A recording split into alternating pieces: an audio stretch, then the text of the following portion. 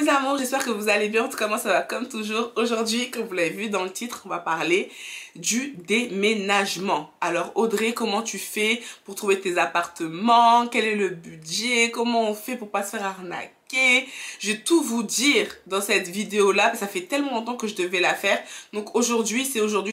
Mais avant de laisser avec la suite, comme d'habitude, faut remercier le sponsor du jour qui est Arabella Air. Donc la perruque elle arrive déjà colorée comme ça. C'est une 99J, je crois qu'on appelle ça comme ça. Et c'est une lace frontale en 24 pouces. Et ce que j'ai aimé, c'est vraiment la densité de la perruque. Franchement, je trouve qu'elle est bien fournie. Il y aura toute l'information sur la perruque en barre d'infos ainsi que mon code promo si j'en ai un.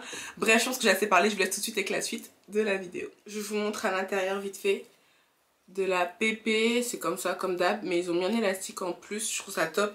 Franchement, la couleur, elle est incroyable. Je suis trop contente et c'est la première fois que je reçois une perruque comme ça avec des racines et tout.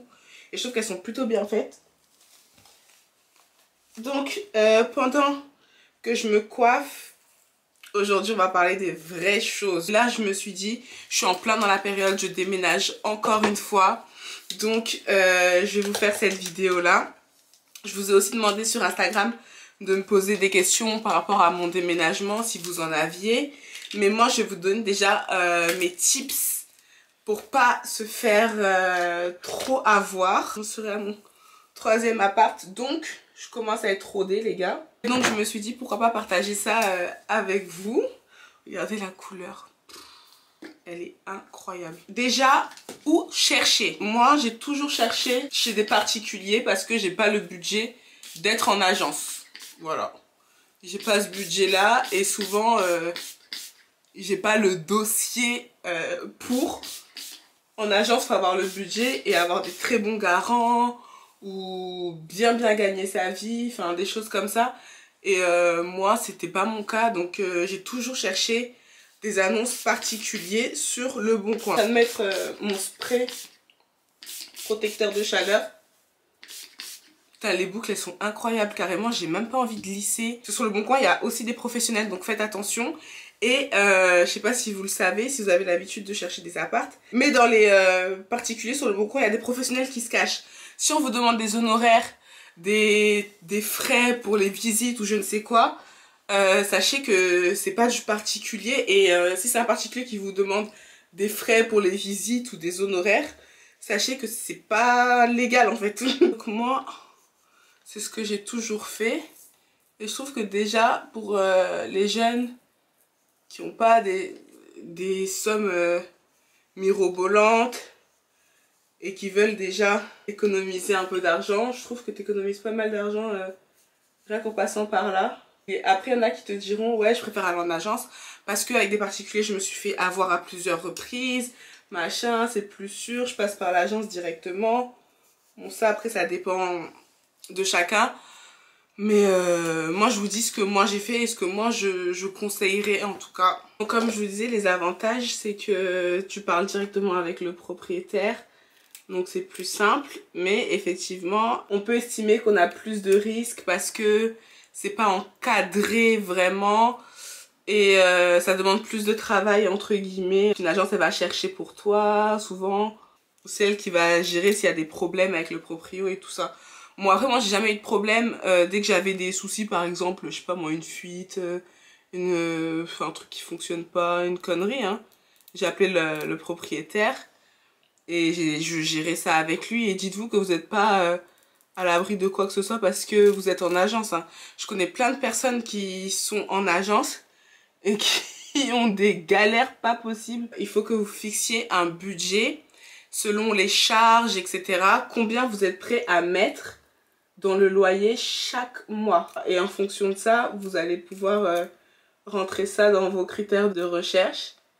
Donc combien je peux mettre pour quelle superficie, etc. Faut que vous soyez clair. Vous savez à peu près, vous vous dites, bon voilà, moi j'ai, pour le logement, je vais allouer un budget de 700 € par mois, avec les charges, avec tout. Donc quand tu sais ça, tu te dis, bon j'ai 700 € par mois pour mettre dans le logement. Vous pouvez aussi estimer vos droits d'APL, etc. D'ailleurs, c'est une question qu'on m'a posée sur Instagram aujourd'hui. On m'a dit, oui, est-ce que les étudiants, ils peuvent avoir l'APL? Bien sûr, j'ai l'impression même que tout le monde peut prétendre à l'APL. Après, je pense que les montants, ça dépend de ce que vous gagnez. Mais je crois que quasiment tout le monde a le droit à l'APL en France, hein, l'aide au logement. Renseignez-vous, vous pouvez aller sur le site de la CAF pour faire justement des simulations et voir à peu près combien vous pouvez toucher. Et ça peut vous aider aussi dans votre budgétisation en fait. Tu vois, par exemple, si tu avais un budget de 700 € et que tu vois que tu as une aide de la CAF de, je sais pas moi, 200 € par mois, tu te dis, bon, est-ce que je peux augmenter mon budget à 900 € vu que j'aurai une aide de 200 € par mois? Enfin, il y a plein de choses comme ça. Mais c'est vrai que moi, je pensais que tout le monde le savait. Après, je vous avoue que moi, je fais pas les choses dans cet ordre-là. Je me dis, ok, je suis prête à mettre les 700 € par mois, avec ou sans l'APL, tu vois. Parce que faut savoir que les aides, ça arrive pas tout de suite. Ça peut mettre plusieurs mois selon les régions, etc. Selon la période aussi à laquelle vous demandez. Donc ça peut mettre vraiment des mois et des mois à arriver. Il faut que vous soyez prêts à assumer ça en fait. Ne vous fixez pas un budget en comptant sur les aides. Parce que c'est vrai qu'on a un très beau pays, on a pas mal d'aides. Franchement, on le dit pas assez, mais c'est vraiment bien. Mais faut pas que vous comptiez à 100% sur ça.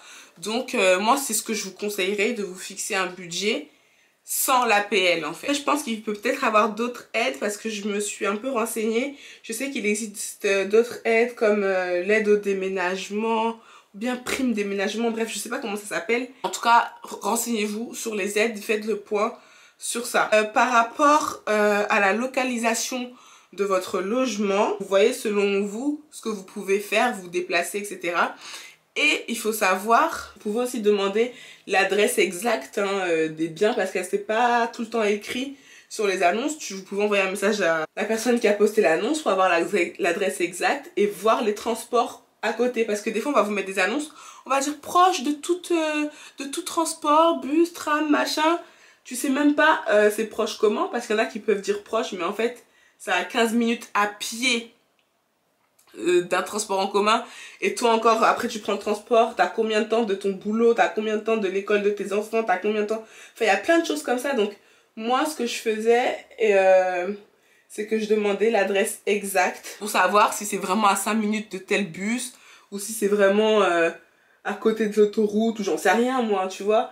Mais t'as besoin de savoir ça par rapport à ton boulot, par rapport à tes activités. Donc faut que l'endroit aussi colle avec ton rythme de vie entre guillemets. Donc regardez ça et les temps de trajet en voiture, en transport, qu'est-ce qui vous arrange, qu'est-ce que vous êtes prêt à assumer vous aussi, le quartier aussi, enfin si vous connaissez un peu les environs, si c'est un quartier qui vous inspire confiance ou pas. Ça me saoule parce que la lumière on dirait que c'est blanc là alors que c'est archi pas blanc. Donc ensuite, toujours dans ces histoires de vos critères etc, essayez de voir aussi, donc si vous voulez un meublé ou un non meublé. Sachant que les appartements meublés, les gars, faut savoir un truc, c'est que pour la caution, c'est 2 mois de loyer dans l'appartement quand vous signez le bail, alors que pour un non meublé, enfin la caution équivaut à 1 mois de loyer.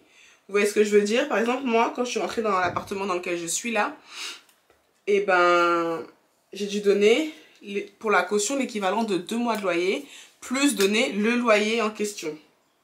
Je sais pas si c'est clair. En général, dans les appartements meublés, pour le quitter, il faut 2 mois de préavis, alors que les non meublés, il faut 1 seul mois de préavis. Donc un préavis, c'est quoi? C'est prévenir à l'avance votre propriétaire que vous allez quitter le logement. Putain, elle est trop belle cette perruque. Donc faut savoir aussi, par rapport à votre budget, si vous préférez prendre un meublé. Après, ce qui est bien dans les meublés, c'est que t'as pas acheté de frigo, acheté de meubles en soi énormément, et t'as pas à les déménager. Enfin, il y a plein de choses qui sont avantageuses pour certaines personnes d'avoir un meublé, tu vois.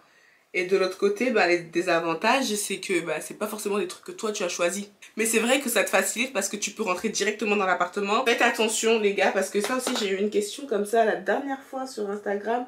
Ouais, comment on fait pour pas se faire arnaquer, cancan.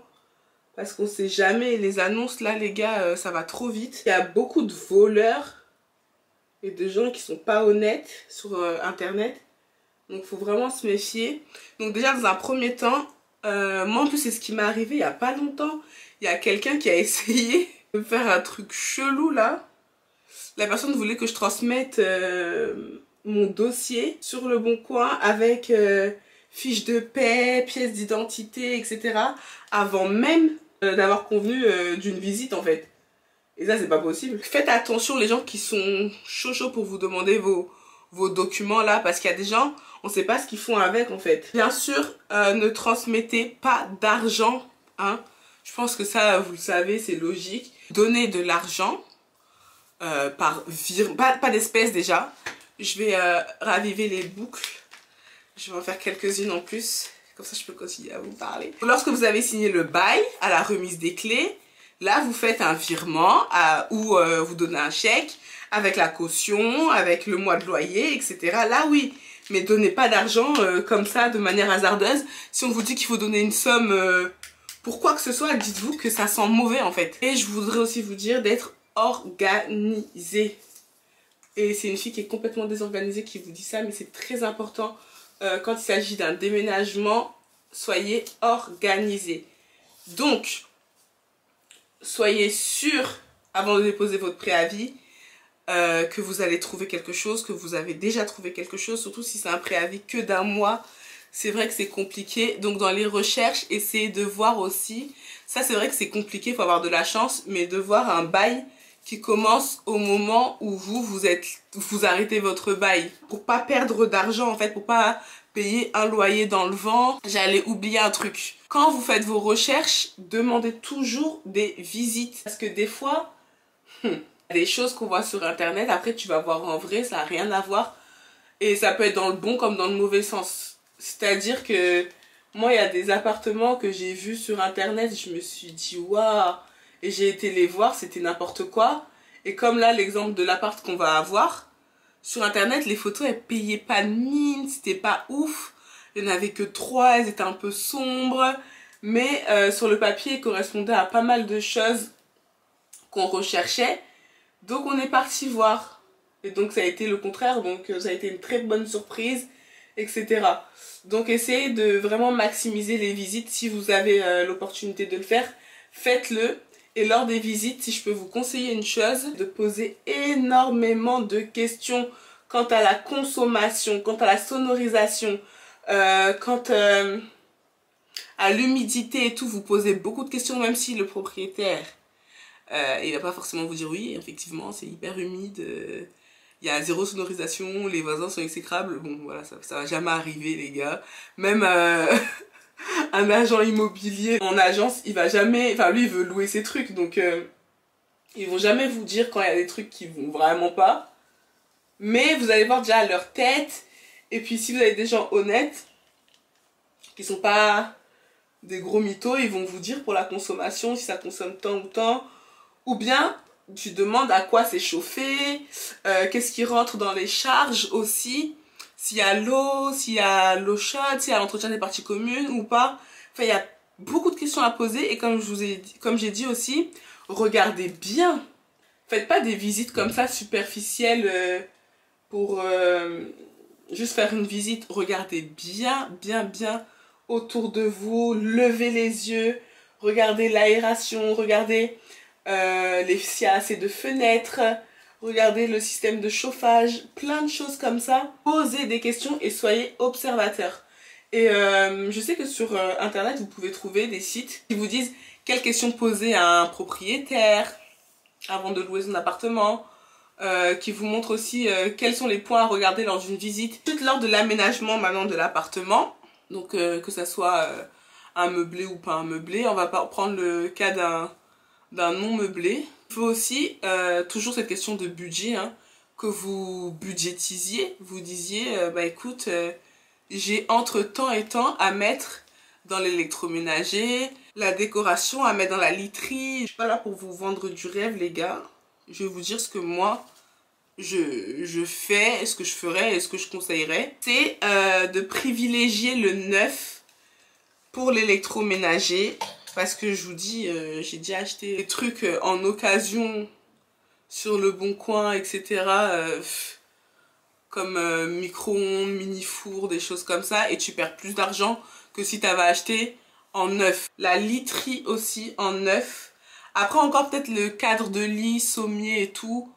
À la rigueur, ça va, mais le matelas, je vous conseille vraiment, vraiment, vraiment de l'acheter neuf. Je sais que c'est un budget, que c'est pas donné à tout le monde. Il y a beaucoup de sites qui te proposent de faire plusieurs fois. Vous pouvez toujours comparer aussi sur plusieurs revendeurs. Là, en ce moment, je sais qu'il y a des promotions. Tout ce qui est ameublement, vous pouvez aussi... donc, je vous ai dit à l'occasion, mais l'occasion, c'est pas que le Bon Coin, hein. Vous pouvez aller chez Emmaüs. Moi, par exemple, chez Emmaüs, j'y avais pas pensé avant. Franchement, je sais pas pourquoi. J'y avais pas pensé, mais j'ai acheté pas mal de mobilier. Enfin, j'ai acheté quoi? J'ai acheté une commode. J'ai acheté un très beau canapé, 2 petits fauteuils vintage. Des trucs comme ça. Vous pouvez choper aussi chez Emmaüs, même des petits articles de décoration. Donc il y a des pôles sur lesquels vous pouvez faire des économies. Et ensuite, il y a des magasins comme Ikea. Vous pouvez avoir du mobilier pas cher. Mais il n'y a pas que Ikea dans la vie, quoi. Moi, ça me saoule que les gens ils prennent toute leur déco de A à Z, tout leur mobilier, toute leur vaisselle chez Ikea. Et dites-vous que Ikea, c'est pas forcément moins cher sur tous les points, hein. Donc vraiment, si vous avez l'arme du temps avec vous, comparez. Ce que je voulais dire, c'est que faut pas être pressé de meubler sa maison. On peut commencer avec juste un matelas gonflable et tu prends le temps de t'acheter tes trucs. Tu prends le temps d'avoir les fonds, d'avoir le truc qui te plaît pour l'acheter. Tu commences avec ton matelas gonflable, ton petit drap à 10 € et puis c'est tout. Tant que t'as pas trouvé les fonds ni l'article qui te convient, bah tu fais comme ça. C'est pas du jour au lendemain où t'as tout l'argent pour acheter le frigo, pour acheter le four, pour acheter ceci, pour acheter cela. Ça coûte énormément d'argent d'emménager. Et la vie, c'est pas Instagram, hein.